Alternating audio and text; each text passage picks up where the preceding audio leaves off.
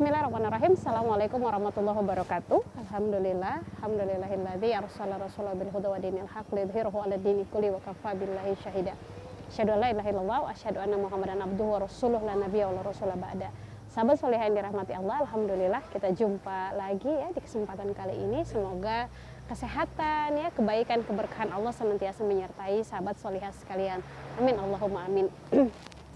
Sahabat solihah, seringkali kita mendengar orang-orang memberikan stigma gitu ya, bahwa si ini baik banget gitu, si ini adalah orang yang baik gitu ya. Siapapun kita ingin menjadi orang yang baik ya. Bahkan siapapun kita ingin bertemu atau dipertemukan dengan orang-orang baik. Nah, yang kemudian harus kita sadari ya, bahwa kita sebenarnya sebagai seorang muslim ya, tidak boleh gitu ya, atau tidak seharusnya hanya mencukupkan diri menjadi pribadi yang baik saja, atau berhenti pada tataran saya pengen jadi orang baik gitu ya. Kenapa? Karena seharusnya gitu ya, karena maksudnya gini, sebagai orang baik gitu ya, orang baik itu pasti banyak yang seneng gitu ya, pasti banyak yang suka gitu, pasti banyak yang mau jadi temen dia gitu, karena dia adalah orang yang baik. Tapi tahukah kita ada satu pribadi yang harus kita ada sebuah hal yang harus juga kita miliki gitu ya. Bukan sekedar menjadi orang baik. Apa itu? Menjadi penyeru kebenaran, menjadi seorang penyeru kebenaran.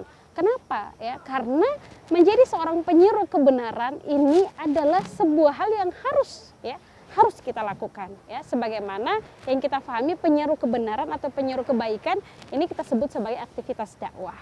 Sahabat solihah yang dirahmati Allah, berdakwah menjadi penyeru kebaikan tidak selamanya berjalan mulus. Kita tahu seperti yang saya sampaikan tadi ya, bahwa menjadi orang baik ini adalah sosok yang disenangi banyak orang. Menjadi orang baik adalah sosok yang disukai banyak orang. Tapi menjadi penyeru kebaikan belum tentu disukai semua orang. Terlebih oleh mereka ya yang melakukan kemaksiatan atau orang-orang yang melakukan kelalaian, kesalahan dan lain sebagainya. Mereka cenderung dalam tanda kutip tidak suka dengan orang-orang yang menyeru kebaikan ya. Kadang si penyeru kebaikan ini diberikan ujian macam-macam gitu ya. Jadi terkadang ketika sudah berusaha gitu, pengen nih gitu ya, menasehati, pengen nih merubah kondisi ya, sebagaimana dikatakan oleh Rasulullah SAW ya, bahwa barang siapa yang melihat kemungkaran maka dia rubahlah dengan tangannya. Kalau nggak bisa dia rubah dengan lisannya ya. Dia menyampaikan ini sebuah kesalahan, nggak boleh seperti ini, harusnya seperti ini. Nah, tantangannya banyak gitu ya. Makanya kenapa tidak semua orang mau terjun menjadi seorang penyeru kebaikan ya, karena tantangannya besar, tantangannya banyak. Berhadapan dengan beragam jenis manusia, berhadapan dengan beragam jenis orang gitu ya. Ketika seperti saya katakan tadi, menjadi orang baik tuh banyak banget yang mau gitu, banyak banget yang diterima oleh semua orang. Tapi menjadi penyeru kebaikan nggak semua orang mau menerima itu ya. Ketika kita menasehati, kadang nasihat kita dianggap sebagai sesuatu yang alah, kamu tuh sok tahu banget sih gitu ya. Emang kamu tahu apa gitu ya. Ketika kita menasehati atau ketika kita mau mengajak orang lain kepada kebaikan, itu nggak selalu mulus ya. Sehingga tidak semua orang mau terlibat dalam aktivitas ini. Tapi sahabat soleh yang dirahmati Allah, tidak tahukah kita bahwa jalan ini adalah jalan mulia ya. Sebagaimana jalan yang ditempuh oleh para nabi dan rasul Allah. Bukankah mereka adalah orang yang mulia? Nah, ketika mereka adalah orang-orang yang mulia, ya para nabi dan rasul Allah, mereka pun diuji. Ya, mereka datang diutus oleh Allah Subhanahu wa taala untuk membawa risalah. Mereka pun diuji, ya. Jadi, ketika kita para pengemban dakwah, para hamilut dakwah telah memilih untuk ada di jalan ini, telah memilih untuk menceburkan diri ya di jalan mulia ini, maka menjadi sebuah hal yang niscaya, menjadi sebuah hal yang sunnatullah, ujian itu datang. Baik ujian itu berasal dari keluarga kita ya, sebagaimana kita dapati sahabat Rasulullah ya, ketika dia mengikuti agamanya Muhammad ya, ada ibunya ya, ibunya yang merajuk ya, ibunya yang marah, ibunya yang nggak mau terima ya, sehingga dia menggugah makan. Kita akan mendapati tantangan dari keluarga kita ya. Kita akan mendapati tantangan dari lingkungan sekitar ya. Kalau nggak tantangan, kita akan mendapati godaan ya, sebagaimana Rasulullah SAW ya diberikan pilihan, choice oleh mereka keluarganya ya, oleh para pemimpin kabilah Quraisy pada saat itu. Wahai Muhammad, hentikan apa yang engkau emban hari ini gitu ya, hentikan risalahmu, hentikan engkau mengajak orang-orang kami gitu, orang-orang Quraisy, kalau kamu butuh apa, kamu butuh istri, kami akan berikan istri-istri terbaik, kami akan ceraikan, kami akan berikan wanita-wanita terbaik gitu ya. Kamu mau apa gitu, kamu mau kedudukan, kami jadikan engkau sebagai pemimpin kami, kamu mau harta ya, kami berikan kamu harta, kamu mau apa gitu. Jadi ditanya oleh mereka. Makanya kemudian Rasul, kalau kita tuh ya kayak ditanya, kamu mau apa, mau harta ya, apalagi ujian hari ini tuh Masya Allah gitu ya, banyak banget ujian ekonomi hari ini, sehingga kita butuh harta yang banyak ya, kita butuh orang-orang butuh jabatan, orang butuh itu ya tadi, harta tahta wanita diberikan kepada Rasulullah. Tapi apa Rasulullah katakan, Masya Allah ya, sangat bijaksana, sangat luar biasa teladan kita, manusia agung ini ya. Rasulullah sampai katakan, wahai paman, yang ngasih ke dia, yang ngasih pilihan ke dia, ini adalah pamannya sendiri ya. Kemudian Rasulullah katakan, wahai paman, sekiranya engkau berikan matahari di sebelah tangan kananku ya, bulan di tangan kiriku ya, maka niscaya aku tidak akan melepaskan urusan ini sampai kemudian Allah menangkan aku atau aku binasa karena memperjuangkan ini. Masya Allah, ini menjadi, siapa ini yang ngomong gitu? Yang ngomong adalah Rasulullah, teladan kita, teladan sepanjang masa.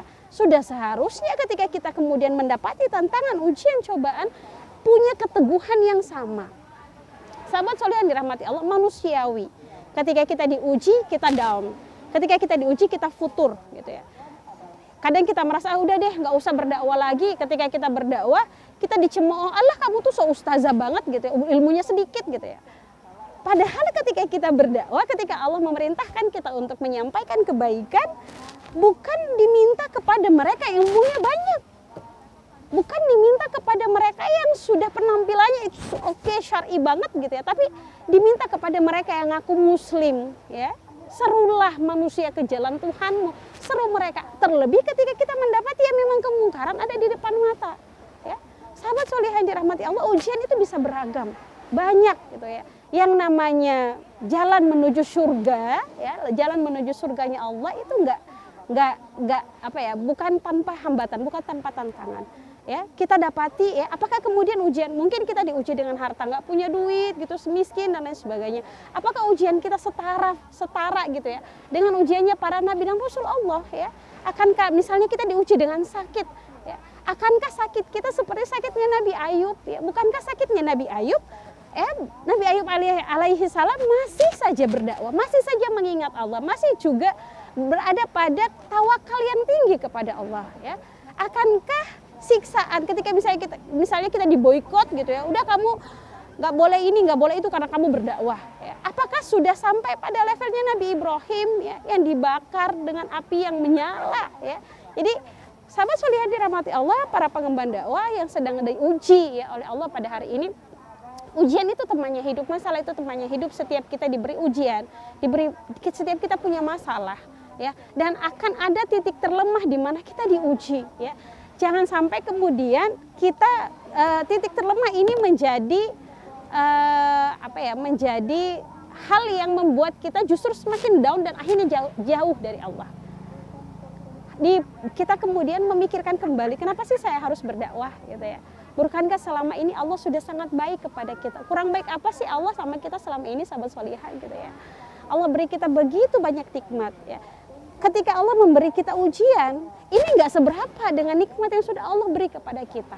Ketika kita futur di dalam dakwah, maka justru hadirilah majelis-majelis ilmu, temuilah teman-teman kita, sahabat-sahabat solihah kita yang senantiasa mengingatkan kita. Mungkin selama ini kita justru terlalu tersibukkan dengan dunia, terlalu tersibukkan dengan teman-teman atau orang-orang yang senantiasa justru membuat kita abai terhadap mengingat Allah, membuat kita abai terhadap bagaimana seharusnya kita ya dalam melakukan keseharian kita terikat dengan hukum Allah ya. Jadi mulailah kembali gitu ya, mendekat kepada Allah ya, mencari atau mendekat kepada sahabat-sahabat kita yang senantiasa mengingatkan kita kepada Allah. Sahabat soleh yang dirahmati Allah, ujian para penggenggam bara ya, pengemban dakwah, pembawa kebaikan, penyeru kebenaran, ini ibarat orang yang menggenggam bara. Semakin digenggam gitu ya, maka bara itu akan mati gitu ya. Meskipun panas tapi kita harus tetap menggenggamnya. Kenapa? Karena kebenaran, kebaikan saat ini harganya sangat mahal. Betapa banyak orang yang punya banyak ilmu tapi bisa dibungkam dengan apa? Dengan harta, dengan banyak dengan tahta gitu ya. Jangan sampai kemudian apa yang sudah Allah berikan kepada kita, kenikmatan-kenikmatan hari ini ya, atau bahkan ujian-ujian yang Allah berikan justru melalaikan kita, membuat kita menjadi pribadi yang lalai, yang abai, akhirnya justru menjadikan kita jauh dari Allah. Sahabat solihin dirahmati Allah, yakinlah bahwa ujian yang datang kepada kita tidak seberapa dengan ujian yang datang kepada orang-orang soleh terdahulu. Mereka telah membuktikan kecintaan mereka kepada Allah dan kepada jalan dakwah yang mulia ini. Jangan sampai kemudian di lisan kita berdoa agar Allah memasukkan kita ke dalam surganya, berkumpul bersama orang-orang soleh, tapi amal kita sangat jauh darinya. Untuk itu kita selalu berdoa, semoga Allah menjadikan kita orang istiqomah hingga akhir hayat kita. Amin ya rabbal alamin. Mohon maaf atas segala kekurangan. Terima kasih. Billahi taufik wal hidayah. Wassalamualaikum warahmatullahi wabarakatuh.